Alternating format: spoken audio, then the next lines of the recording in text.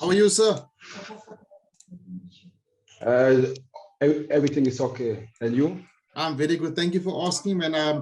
Welcome to Mzansi MMA and IOL Sport. We appreciate you taking the time to speak to us, brother, man. How are you doing today?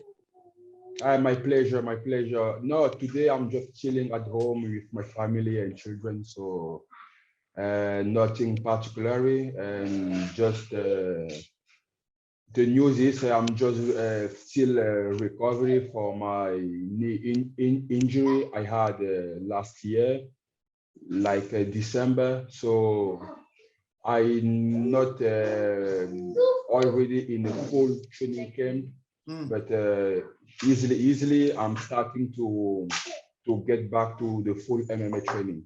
Lovely stuff, lovely stuff. Yeah, and yeah. We haven't really spoken properly yet.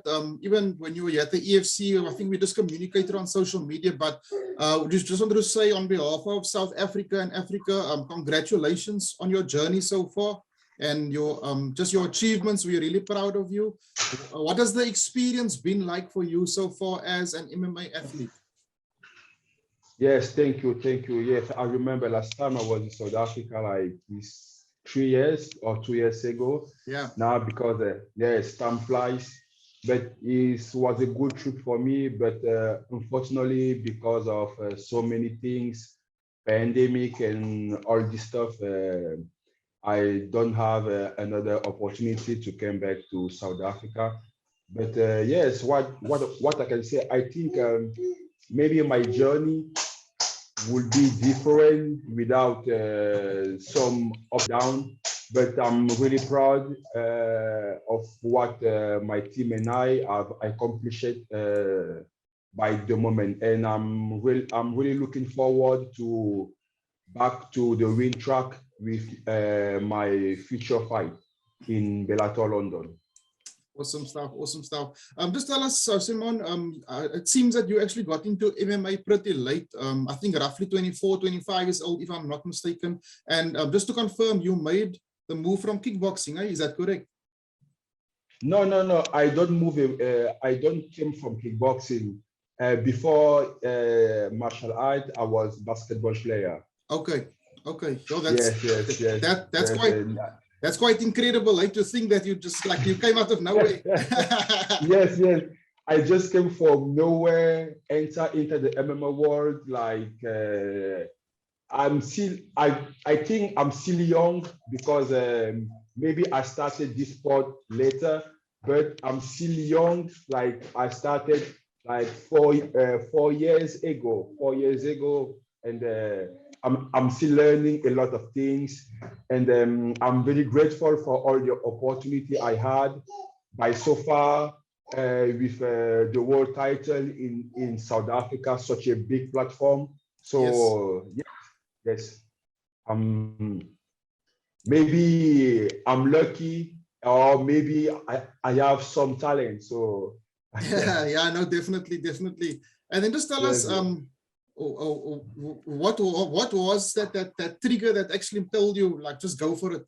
Like you could have been playing in the NBA. Like what made you decide I'm just gonna go for MMA now? What was that one moment? Yes, that moment was, I think in that moment there was some frustration because here in Italy I tried a basketball championship, but it was not that big level of championship. It was just a regional championship. But because of my challenging mind to always be amongst the best guy, the championship went wrong. Like we were last of the championship, and then I decided to change, maybe take a sport where I have full responsibility of what happened. Oh, yes. And that's why I choose to try MMA. But my first intention was not to be a professional guy. My first intention was to try a different sport and liberate myself from some stress and some frustration. And then I started to learn how to box, walk on the bag, and just having fun with doing something new. Okay. And my athletics body allow me to learn quickly techniques and things. As that's how I started to pick some fight and then win. And then I saw also my fellow Cameroonian Francis Ngannou. I remember when he was like his first fight in the UFC. I saw him doing good, and he gave me also inspiration. And I say, oh, I have my Cameroonian brother who is doing good now. Maybe me too. I can pull my card and do something. And it was really just like this, taking fun. And the professional part came later when I realized, okay, I'm just keep winning, or maybe I have some talent, or let me try if I can build something. That's how everything is born. Awesome stuff. And then you just spoke about Francis. Now I wanted to ask you, seeing what everybody, it's obviously well documented now, Francis Ngannou's journey from Cameroon now to Europe. How did you move from Yaoundé? I think it's Yaoundé. Yep, Yaoundé, yes. What was that journey from Yaoundé to Genova, Italy? When did that come about? Okay, the story is like I was in Cameroon, Yaoundé, and I did like in Italy is Liceo Artistico, like an art school. Yes, I will call it an art school. So I have a graduate in art, like drawing, painting, working with ceramics and wood. Okay. But unfortunately, in Cameroon, there was not at this moment a university where you can continue to learn on this stuff. Okay. So I decided to find on the internet, maybe in Italy, some school where I can pursue my passion, who was drawing and painting. Okay. That's how I came across a school here in Torino, Turin. And okay, my plan was to learn Italy and get my visa through the embassy. Yeah. And then because there is a student program is like you learn Italian, like level C. Okay. Just a little level to express yourself, to ask some information. And I passed all the tests. That's how I get my visa. And I came here in Italy and I start to study art. And after art, I mix art with basketball. And that's how miraculously I end in the MMA gym. It was not in my plans to end in the MMA gym, but yeah, that's quite amazing. It's like art, basketball, and then suddenly, boom, MMA. yes. And there is a lot of people who know me like a peaceful guy, like a guy who, no, I never saw him exchange word with somebody, because I'm pretty a quiet guy, discreet. But maybe it's this capacity who allow me to change, to switch my mind, because I have that inner peace. I don't know who helped me to switch, and I can be a warrior, but I can also be a painter with a brush in a quiet stance. Yes, maybe. So you got that mental and that emotional IQ to just deal with whatever comes your way. Yep. Yes. Yeah, no, that's awesome. Okay, cool, Simon. And then just despite your very brief amateur career, I think you only had one fight in amateur before turning pro. You fought actually 3 professional heavyweight titles. You fought for, and you only lost the one, which was against Fabio Russo at Slam title. It was against, the first one was against, in Lukta against Ernest Papa. And then you beat Fabio Russo for the Slam title before winning the EFC light heavyweight title. And I guess it would be an understatement. No, before, after the Slam, I fought in Germany. Okay. And then after Germany, South Africa. Okay, cool. And then, but just taking all that into consideration, I think it would be an understatement to say that your career, you actually grew very quickly, and I mean, for you someone who just got thrown into the pro league so fast, and to see you do so well at the moment, with only, I think you only have 2 losses to your name. Is that something that also, and like you said, along with what you see Francis Ngannou does, that must inspire you to just tell yourself, to back yourself, to know I have still so much to achieve in the sport, eh? Yep. I think regardless of what I have accomplished by so far, I think I have a pretty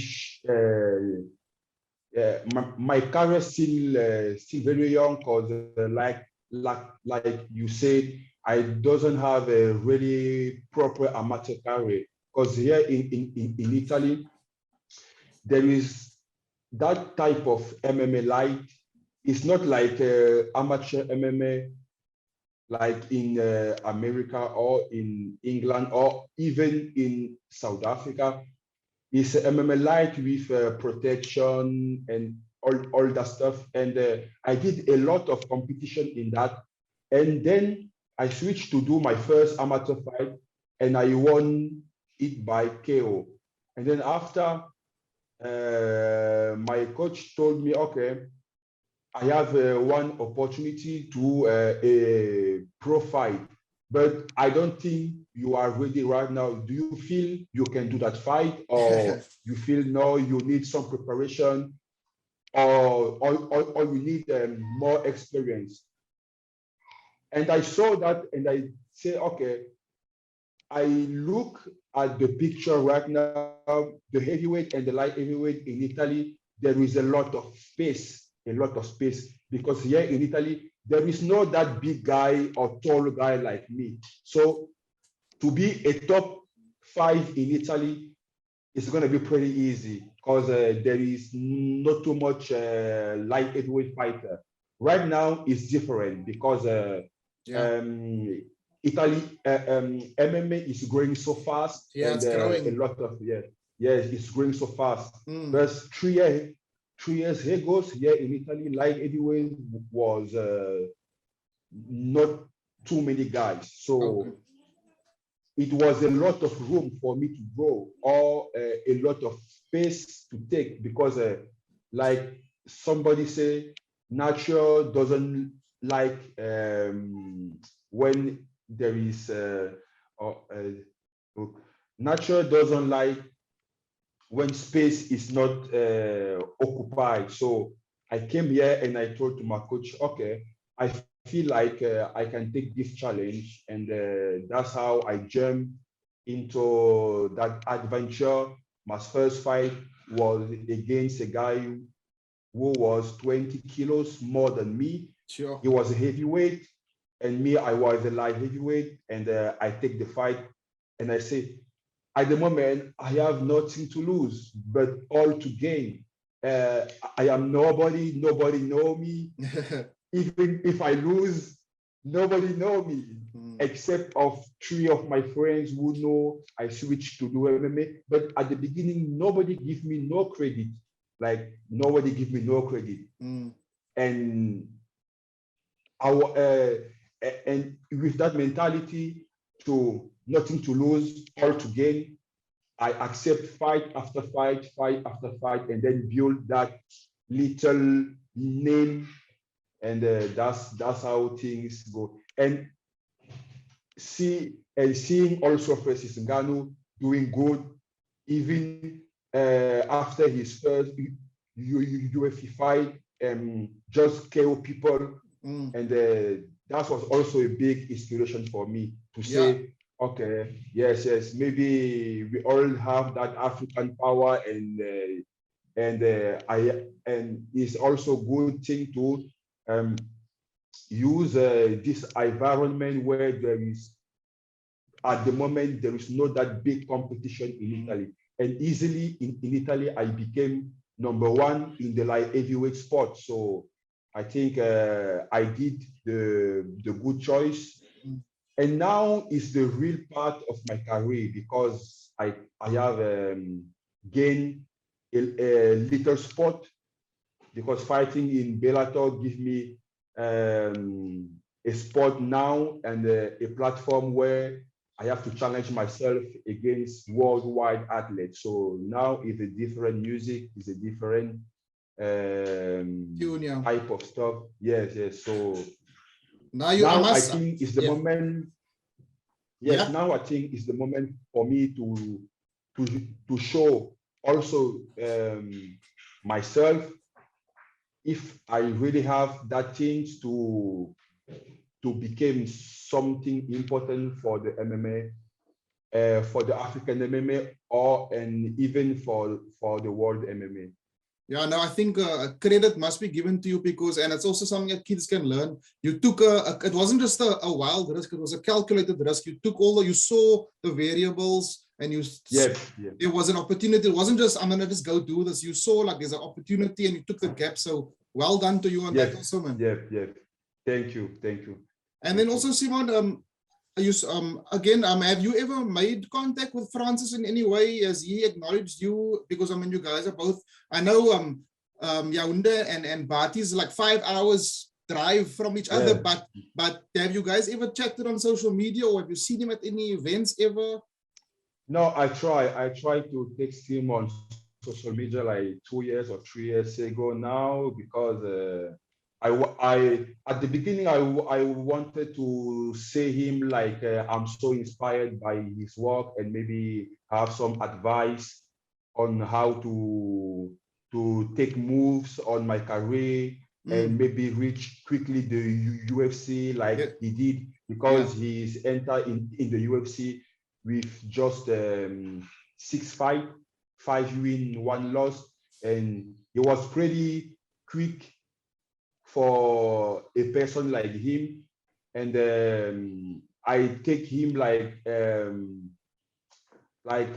I wanted to text him to get some advice to how he get that, or maybe go in France to have some camp in the MMA factory.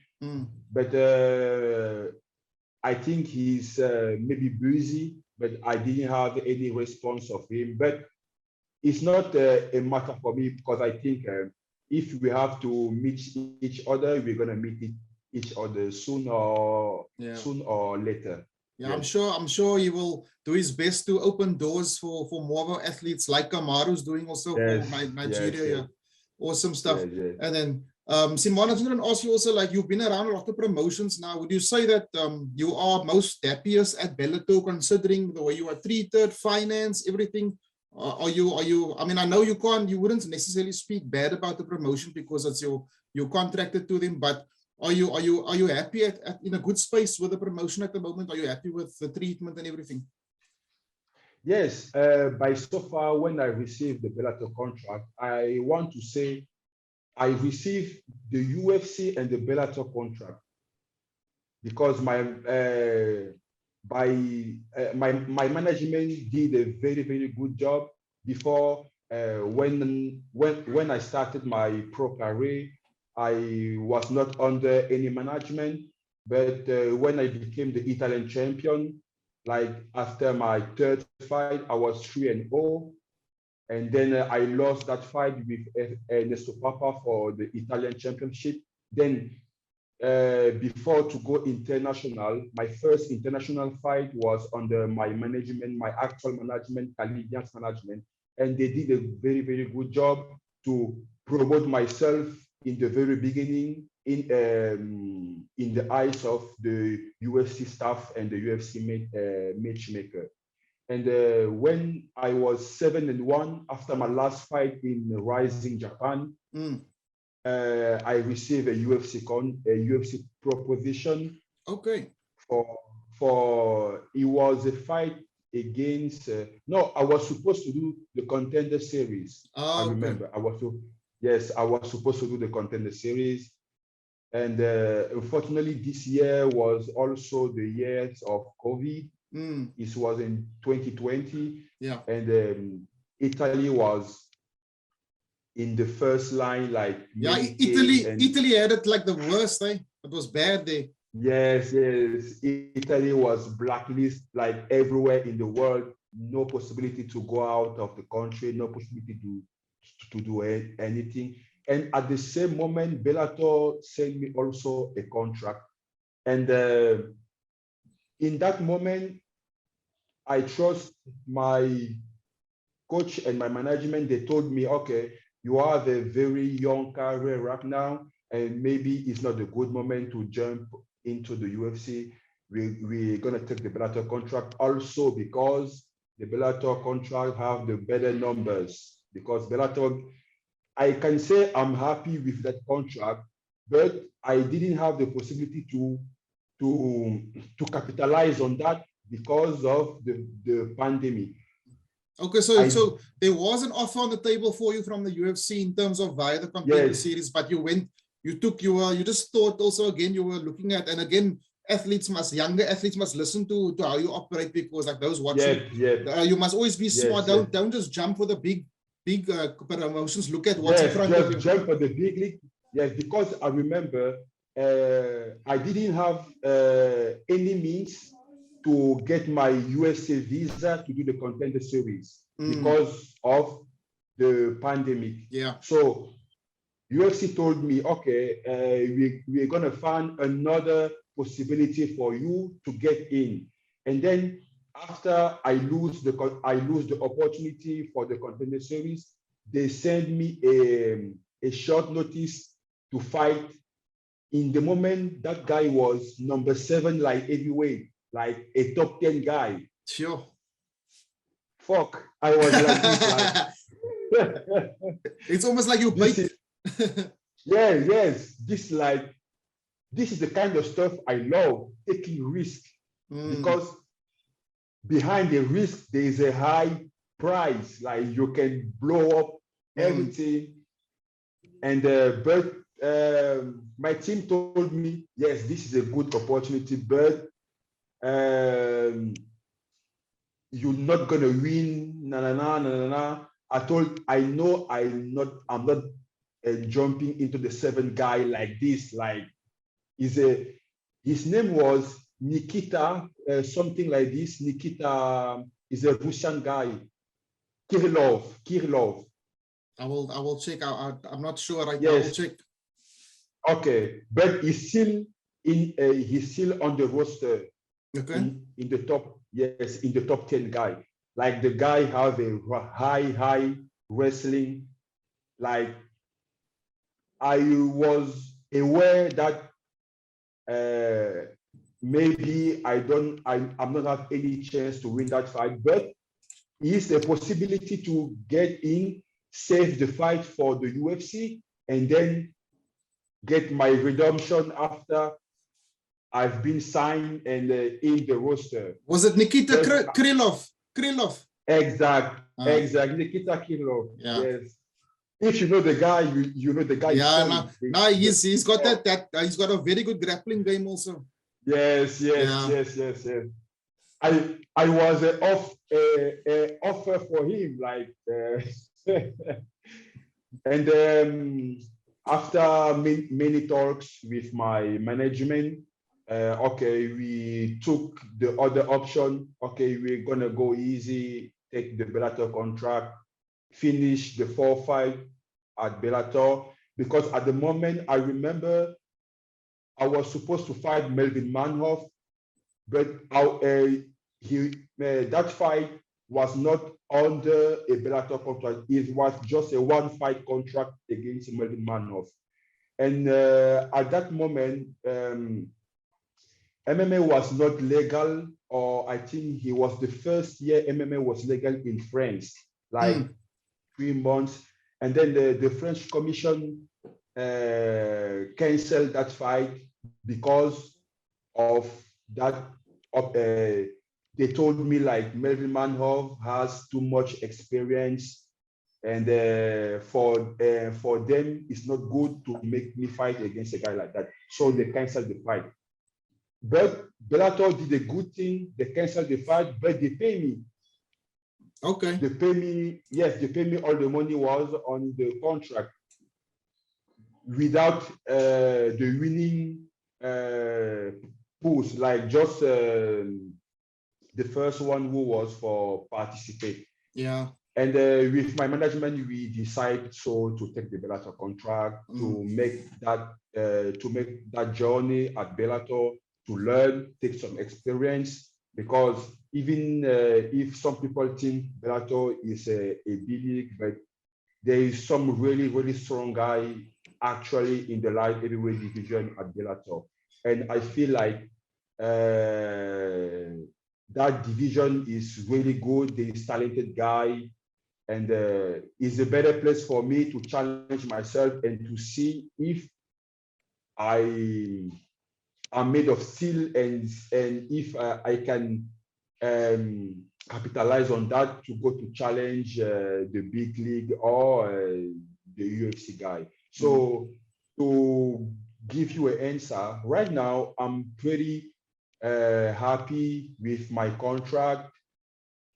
Outside of the pandemic stuff and all the bureaucracy stuff because of the pandemic, and I understand it's not easy to run a company in this time. You have to getting all the things really good. So Bellator really did his best to promote me and to give me a fight. Now I have a fight in May, and I have yes 8 or 9 weeks to prepare. So yes, it's good. It's good, and I hope to capitalize on that and maybe better that contract, because at the end of the day, I just have to enjoy that journey, not be so tactical. Just let things go and see what future can give me. Okay, cool. Thank you, man. And then also, outside of fighting, okay, you said now that you have a passion and a skill, and you studied art also, and you enjoy basketball. What else does Simon Biyong enjoy in life outside of fighting and outside of basketball and the art? Yes, outside of this, I'm enjoying being a father, a husband, because now I'm a father of 2 boys. The last time I was in South Africa, I was fighting to bring the bed to my first son.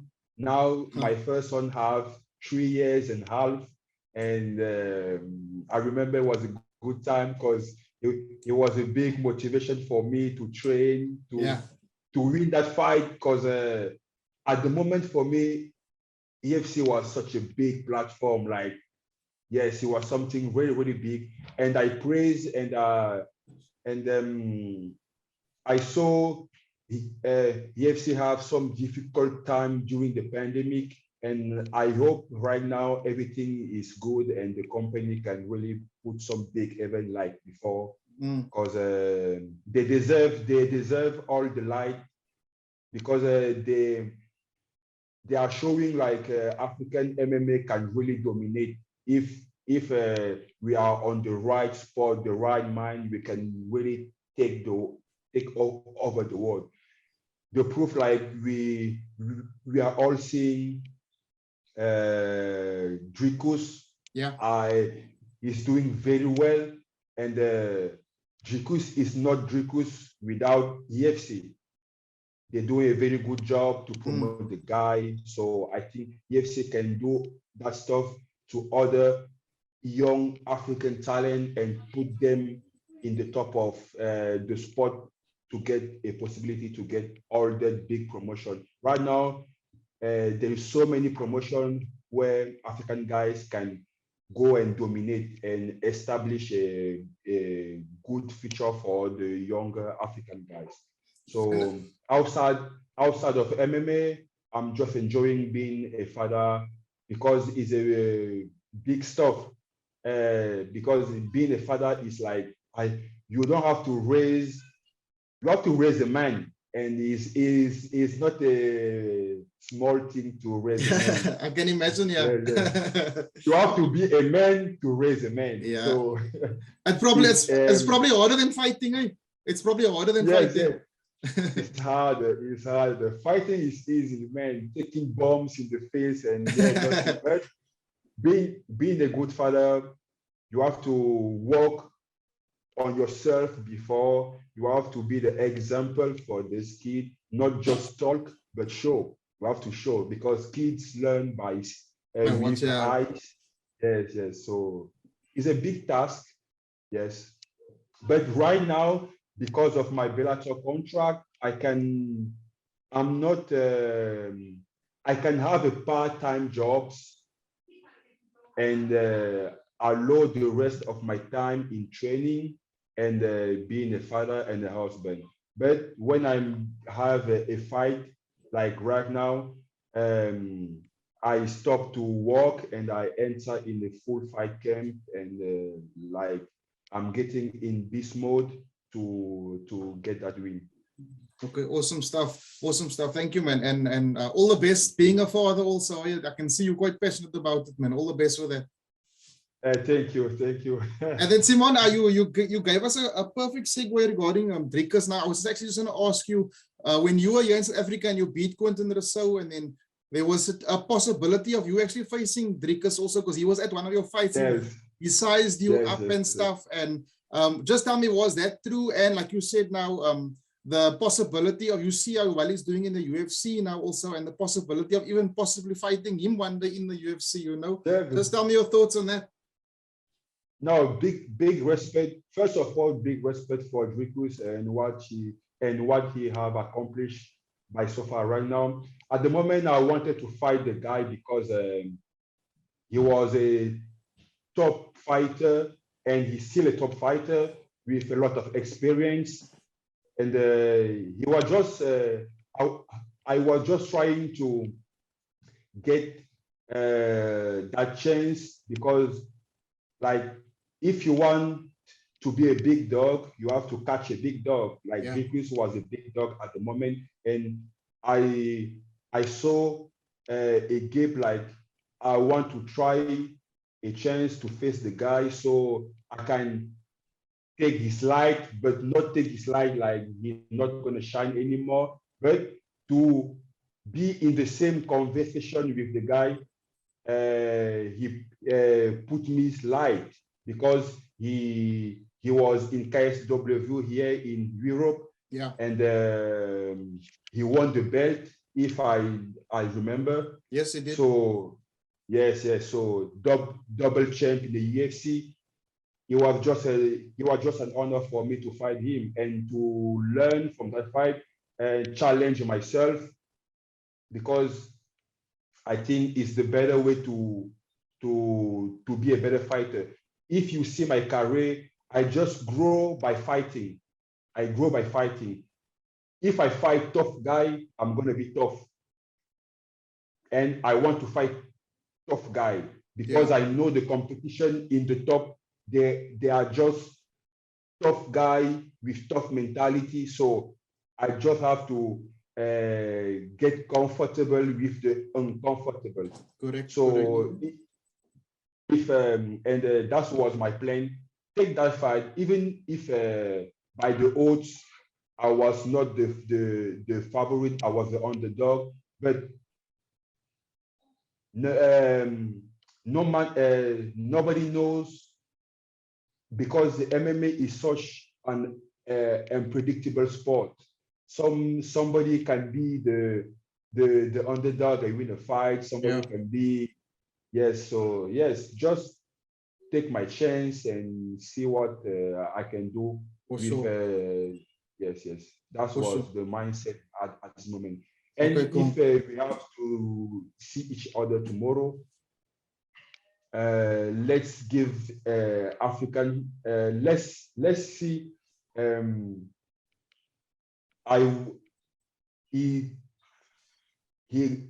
It's gonna be a moment where we're gonna show to the world what African MMA can be, like top level African guys in the top promotion, and it's just Africa, win-win Africa.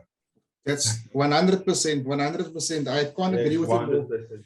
And then, Mr. Biyong, just the Bellator press release statement that they were sent to media, it's almost like they stated that Luke trainers, a win over you by Luke Trainer will help his star shine more, almost like he's the protagonist in this fight, you know, like he's the newer guy, sort of. Does that take pressure away from you? Like almost like it's almost like people are now, he's now coming in, they trying almost like, you know, some promotions hype certain fighters up. Does that take a pressure away from you, almost like to encourage you more that you're going to show the world that this is your time to shine? Yes, I take that Luke Trainer fight because, like you said, he's a solid guy, 5 wins, 0 loss, with a good amateur background. Like I think he have more experience than me outside of the pro record, because yeah, he's got a very long amateur record, very long. Yes. If somebody saw by the record and doesn't know who is Luke, he gonna say, I have more experience, but it's not true. He have more experience, and I'm the younger guys in the fight game, so he have a pretty long amateur experience and a belt in under his amateur experience. So I think it's just like my mindset, like I told you before. Take the risk, take the good guy at the moment, because it's also a way to give a boost to my career. Yes. If I fight some easy guy, some random guy, yes, maybe I will win. I will win, but with no big but no with not big noise. But if I beat a good guys like Luke, where Bellator put hopes, Bellator put everything you want, like it's the future, then it's gonna get more noise for me. High risk, high reward, eh? Yes, high risk, high reward. That is my mindset. Yes. And with that mindset, I get where I am today, because every opponent I get, all this guy was experienced more than me. All this guy, even in South Africa, I fight against Rousseau. Yeah, he had more experience than you also, yes. Yes. Rousseau and people expected him to beat you, actually. People were saying, Yes. I was the underdog. I know I was the underdog. In every fight, I'm always the underdog. And it's a motivation, because as an underdog, you have to show people, or I have to show to myself, like, people doesn't have the final decision of what I can do. Just me. You in control, my capacity. Yes, just my work ethic. So it's not you who gonna tell me, no, you're gonna lose because the other guy is too strong. No, let me get in with the guy and let the cage decide who is the better athlete. So me, so far, I think, like, I'm jumped into the MMA train. I was 25 years old. Right now, I'm 13. So even if I think I have time, but at the same moment, I don't have that lot of time. So in order to me to reach my goals, who is to get another major world title, Bellator or UFC, I have to fight some serious guy that's gonna give me some push, some light. Then I think really, if I beat Luke, I can easily ask a top 10 opponent next. True. Very true.